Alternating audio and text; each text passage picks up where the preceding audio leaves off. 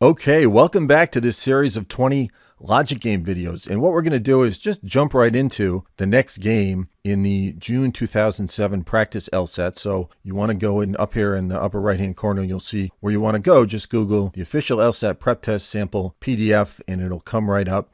And this is game 2.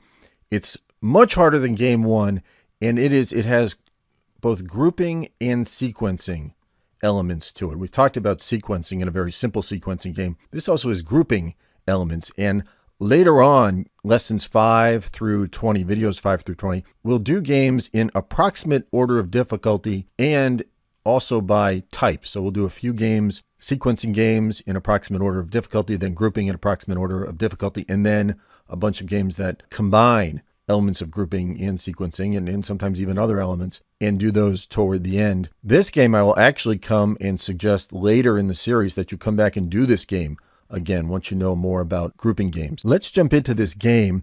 And actually, before I do, I want to make an important point about timing. You have 35 minutes to answer 23 to 24 questions, but more importantly, think of it as 4 games.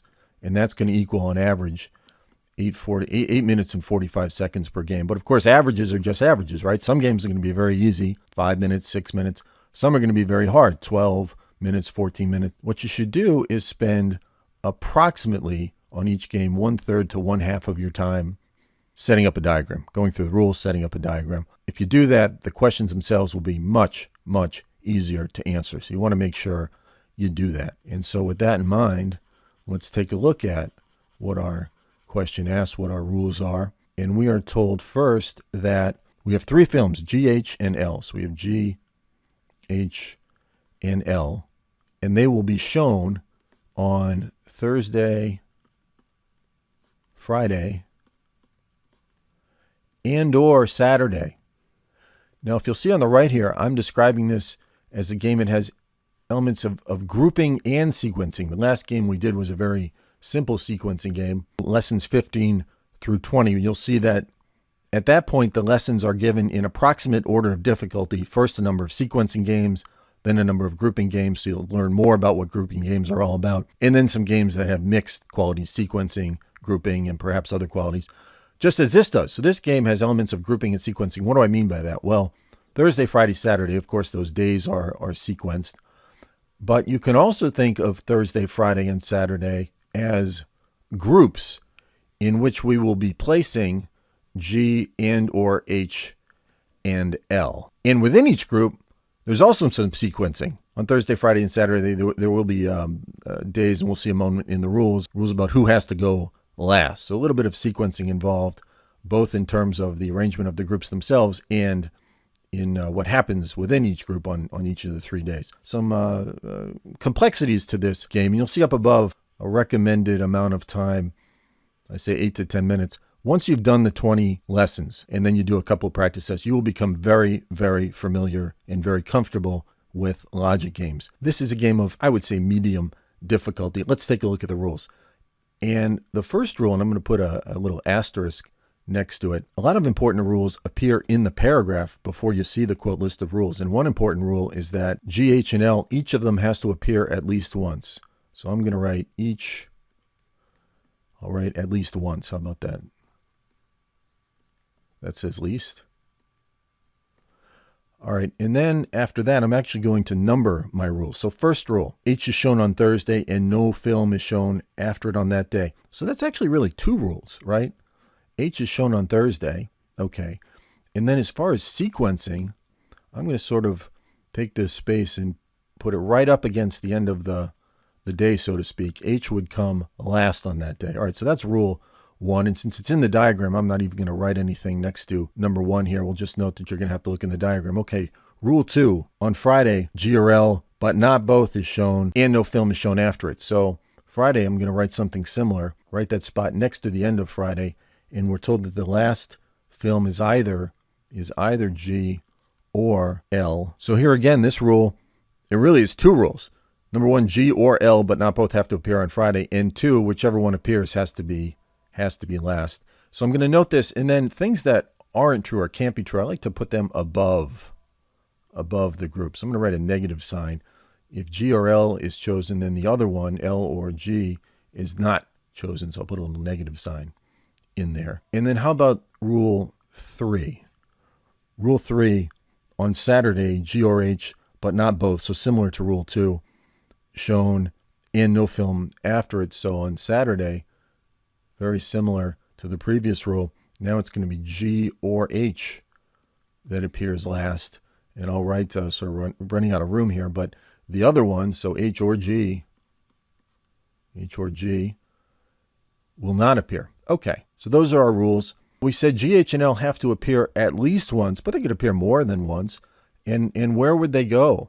So let's take a look on Thursday. H is last, but G or L could come before H. Now, who would come first, G or L?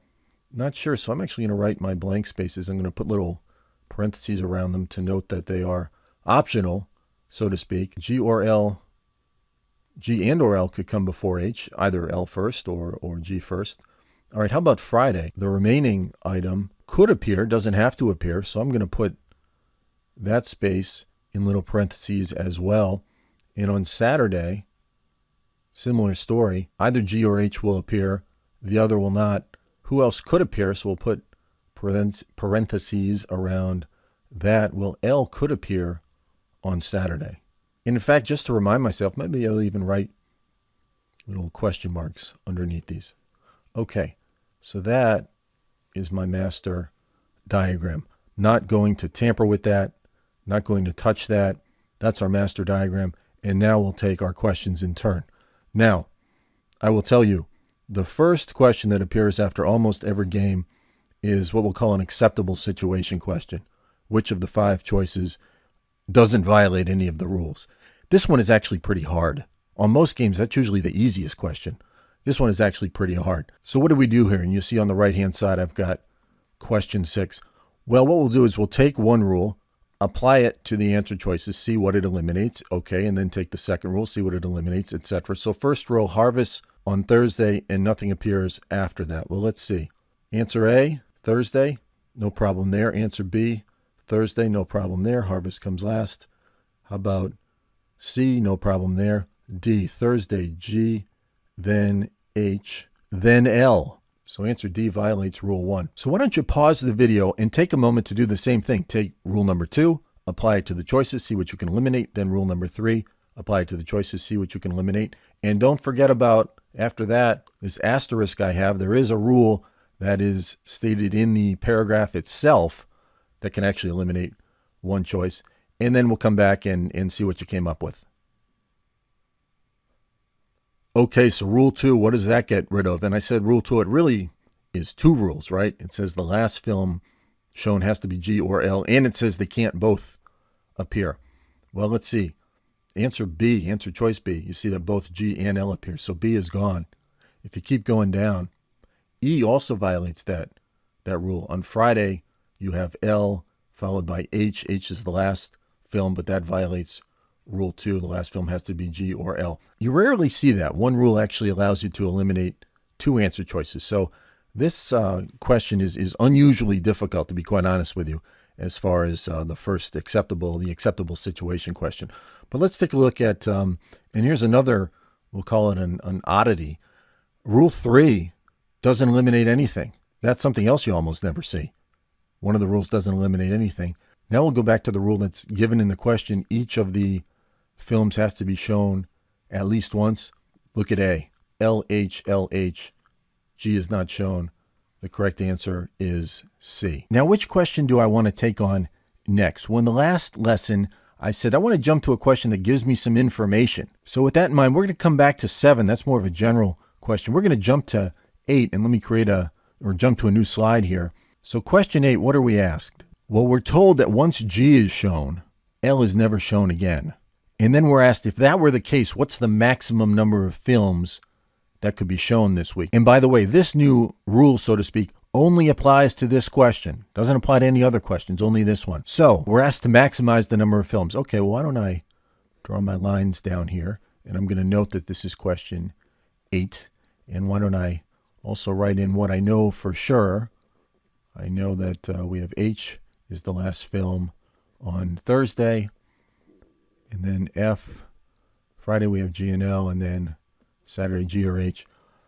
and L is never shown after G. Well, let's think about that. Suppose G were the first film shown. When could we show L? Well, not at all. That would violate the rule that applies to this question. So you think about that. If I want to maximize the number of films that are shown, I probably want to maximize the number of times L is shown. And in order to do that, what do I want to do with G? I'm not going to show it on Thursday. I want to move us out as far as I can toward the end of the week. Why don't I make it the last film shown on the last day, Saturday? Okay, so we've placed G. Whenever you place an item, you look at what the rules are that apply to that item. Well, we know that if G is the last film, H is not shown last. In fact, not shown at all on Saturday. Now I go back to Friday. I only want G to appear once, so I'm going to cross out G on Friday. And we will make L the last film that was shown on Friday. Okay. And as I said, we don't want G to appear on Thursday. All right, so that's G. Let's turn to L. Well, I said earlier we wanted to maximize the number of times that L can appear. Well, let's see. We'll start with Thursday. We'd like L to appear on Thursday, and of course it would have to come before H. On Friday, yeah, L already appears. And if you look at our master sketch, can L appear on Saturday? Yes. Yes, it can. So now we know how many G's, we know how many L's. Can we add another H in here? We can. You look at the master sketch. H could go on Friday. That is the maximum number of showings we could have. The answer to question 8, 6. Answer D. How about question 9? That gives us a lot of detail as well. So why don't I draw my line down, fill in what I know. This is either G or L, G or H. I'm going to label this as question 9. And what are we told? G shown 3 times, H twice, L once. So let's think about that. G 3 times. I'll look at my rules on G. We already know that G can come last on Friday and Saturday, so I get rid of L, I get rid of H. If G appears 3 times, it's going to appear at some point on Thursday. Now what about H? H, well, we already know it appears on Thursday. They say twice. So where can it go? Well, we know from our master sketch it could go on Friday. And it can't go on Saturday. We crossed it out. So we're going to have H on Friday. So that's G and H. How about L? Well, you look at the master sketch. L, it could appear on Thursday. It could appear on Saturday. So L could go in either slot. And the question tells us that for this particular question, L only appears once. Okay. Question is, which of the following must be true? It turns out that 4 of the choices could be true. Only 1 of them must be true. So with that in mind, why don't you pause the video for a moment, take a look at the answer choices, and cross out those that are could be trues but are not a must be true. And then we'll come back and take a look. Okay, with this question, I hope you found that since we have a good diagram, we can eliminate A, B, C, and D very quickly, and the correct answer is E. Okay, let's jump to a new slide, and we're going to tackle question 10 next. Another good question because it gives us some details, and I'll draw my lines down and fill in what I know. So let's see, so we have G and L, G or H comes last. And what are we told? L comes 3 times, H twice, G once. So L is going to come on Thursday and on Friday. So what do? We can get rid of the G. L is going to come. L is going to come on Saturday. We know from the master sketch that L can come on Saturday. All right, H twice. Well, we know that H appears once on Thursday. How about the second time? A situation like this will come up very, very often on the test. You'll see that H could appear, in this case, H could appear Friday or Saturday. We have, in this case, 2 scenarios to consider. And in many questions, you'll have more than 2 scenarios. One scenario, H comes on Friday, does not come on Saturday, and therefore G would be on Saturday. Another scenario, H appears on Saturday. I'll put my L's in again. H on Saturday. Now how about G in this scenario? Well, G, we now know it can't be on Saturday. It can't be on Friday. G appears once. It would have to be on Thursday. So these are really my 2 scenarios here. Now we look at the question, complete an accurate list of the films that could be first on Thursday.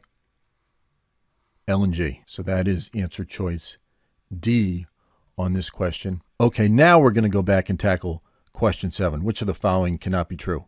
Now, take a look at the choices and see what you think. Okay, well, it turns out that this is actually a really easy question.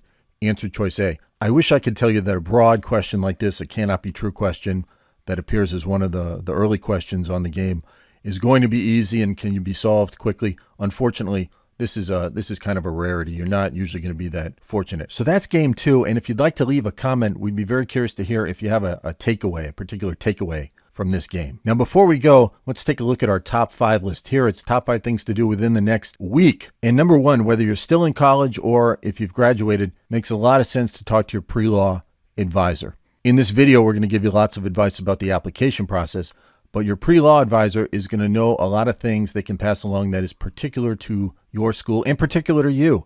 Pre-law advisor might be able to give you advice on the best professor to write your letters of recommendation. He or she might know somebody who's in the admissions office at some other law schools who can give you some helpful, detailed information about particular schools. The pre-law advisor may very well be willing to take a look at your personal statement, your resume, and suggest some edits. Better to talk to that person sooner rather than later. So that's a really smart thing to do. Second thing, if you can do it in the next week, fantastic, but definitely within the next 2 weeks, watch all of the Logic Games lessons on this YouTube channel, 3 or 4 a day if you can. Now, I know it's going to take a little time to get the book delivered. If you go to crushtheLSAT.org, you'll see the link. You'll need that for lessons 5 through 20, but the sooner you master Logic Games, the better. It will relieve some of your worries about the test a little more quickly.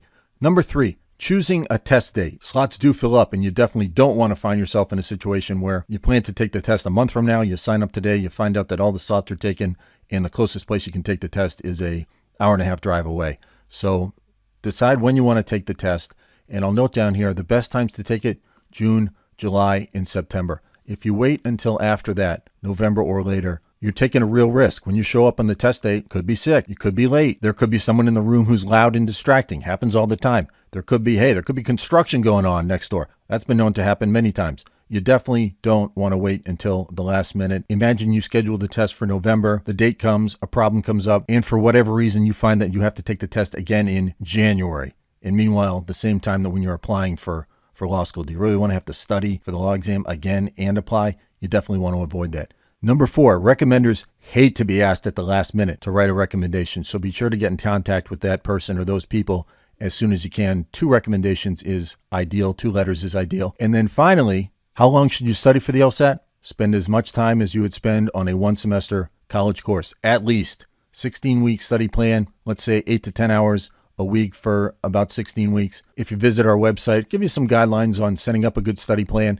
And one thing I will note, if you scroll down to the bottom right-hand corner, there is a well-known book, Law School Confidential, that is not expensive, that will tell you everything you ever wanted to know from the admissions process all the way through the day you graduate from law school and everything in between. So take a look at that.